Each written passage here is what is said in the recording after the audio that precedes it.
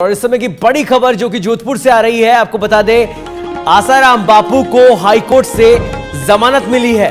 Supreme court में पैरोकार द्वारा झूठे दस्तावेज पेश करने के मामले में यह जमानत मिली है। हाईकोर्ट जस्टिस कुलदीप माथुर की कोर्ट से यह जमानत मिली है। हालांकि आसाराम नहीं आ पाएंगे फिलहाल जेल से बाहर। इस समय की बड़ी खबर आसाराम बापू से जुड़ी हुई, जहां पर आसाराम बापू को जमानत मिली है।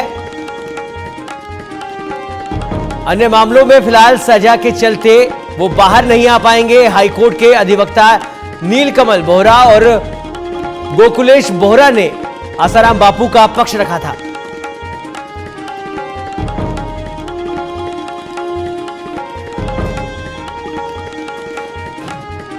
तो हाईकोर्ट जस्टिस कुलदीप माथुर की कोर्ट से ये जमानत मिली है। हालांकि आसाराम अभी फिलहाल जेल में ही रहने वाले हैं। अन्य मामलों में सजा के चलते वो बाहर नहीं आएंगे। हाईकोर्ट के अधिवक्ता नीलकमल बोहरा और गोकुलेश ने उनका पक्ष रखा था। और इस खबर पर अधिक जानकारी के लिए हमारे साथ जुड़ गए हैं जोधपुर से हमारे संवाददाता गिरीश शर्मा। गिरीश, आसाराम बापू को जुड़ी इस समय की बड़ी खबर सामने आ रही है, जहां पर उनको एक मामले में जमानत मिली है। फिलहाल इस पर क्या कुछ अपडेट है? देखिए, आसाराम बापू ने जो है झूठे मेडिकल सर्टिफिकेट कोर्ट में पेश किए थे। सुप्रीम कोर्ट ने उस मामले को संज्ञान लेते हुए कूटनीतिक दस्तावेज पेश करने का मामला दर्ज किया था, जिसमें मेडिकल सर्टिफिकेट आसाराम बापू के स्वस्थी, जिसमें पता चला कि स्वस्थी को लेकर जो झूठे सर्टिफिकेट पेश किए उसको लेकर मामला दर्ज हुआ था। फिलहाल यह मामला अधीनस्थ न्यायालय में विचाराधीन है। कहीं न कहीं आसाराम बापू को राहत मिली है। हाईकोर्ट जस्टिस कुलदीप माथुर की कोर्ट ने जमानत स्वीकार किया। जी चलिए, बहुत बहुत धन्यवाद गिरीश इस तमाम जानकारी के लिए।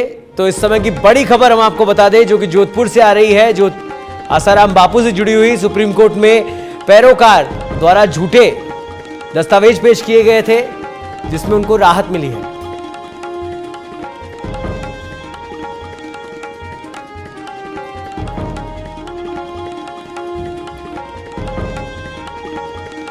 और इसी खबर पर हमारे साथ जुड़ गए हैं जिन्होंने आसाराम बापू का पक्ष रखा कोर्ट के अंदर, गोकुलेश बोहरा जी। गोकुलेश जी, बहुत बहुत स्वागत है आपका सच बेधड़क में। जी धन्यवाद। आपने आज पक्ष रखा आसाराम बापू का और उनको अब इसमें राहत भी मिली है, उनको जमानत मिली है। फिलहाल आगे की कार्रवाई किस तरह से रहने वाली है और पूरा मामला क्या था? पूरा मामला ये था कि आसाराम जी का जो केस चल रहा था जोधपुर के अंदर पॉक्सो का, उसके अंदर एक बेल पेश की थी सुप्रीम कोर्ट में। वहाँ कोई डॉक्यूमेंट एफआईआर के अंदर ये कंटेंशन है कि वहाँ कुछ डॉक्यूमेंट है जो कूट रचित सुप्रीम कोर्ट को लगे, जिसके आधार पर ये एफआईआर दर्ज की गई थी रातानाड़ा थाने में। फिर उसकी चार्जशीट अभी फाइल की है कुछ ही महीनों पहले, और चार्ज भी फ्रेम हो गए। फिर हमारे द्वारा इसके अंदर बेल लगाई गई। पूर्व में एक और अभियुक्त को इसमें अंदर पकड़ा था, रवि राय मारवा, उसकी जमानत ड्यूरिंग इन्वेस्टिगेशन ही हो गई थी। और आसाराम जी की तरफ से अब हमने उनकी बेल लगाई थी हाईकोर्ट के अंदर, जिस पर बहस गुरुवार को हो गई थी। और फैसला सुरक्षित करते हुए कुलदीप जी माथुर जस्टिस साहब ने आज उसका ऑर्डर का प्रोनाउंसमेंट किया और उसमें बेल स्वीकार की गई है। जी, तो अब आगे किस तरह की कार्रवाई रहने वाली है कोर्ट की? आगे अभी जैसे अन्य मुकदमों में भी वो जुडिशियल कस्टडी के अंदर है, तो इस मुकदमे के अंदर चार्ज को भी हमने चैलेंज किया है। तो चार्ज को चैलेंज जो है एडीजे 4 के अंदर उसमें पेंडिंग है। तो चार्ज को लेकर हम चैलेंज करके इसमें निर्दोष है, इसलिए हम इनका चार्ज को डिस्चार्ज कराने की पूरी प्रक्रिया करेंगे। ठीक है, तो ऐसे में अगर इस एक मामले के अंदर उनको राहत मिली है तो क्या इसका प्रभाव और भी मामलों में देखा जा सकता है या मिलेगा उनको?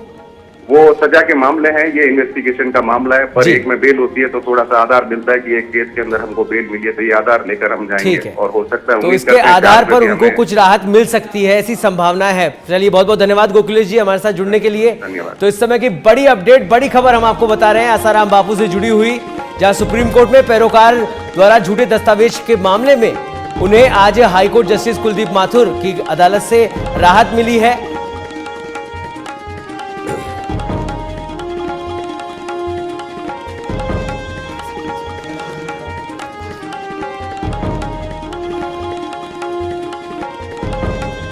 हाईकोर्ट जस्टिस कुलदीप माथुर की कोर्ट से ये जमानत मिली है आसाराम बापू को। फिलहाल वो जेल में ही रहने वाले हैं क्योंकि अन्य मामलों के चलते वो बाहर नहीं आ पाएंगे।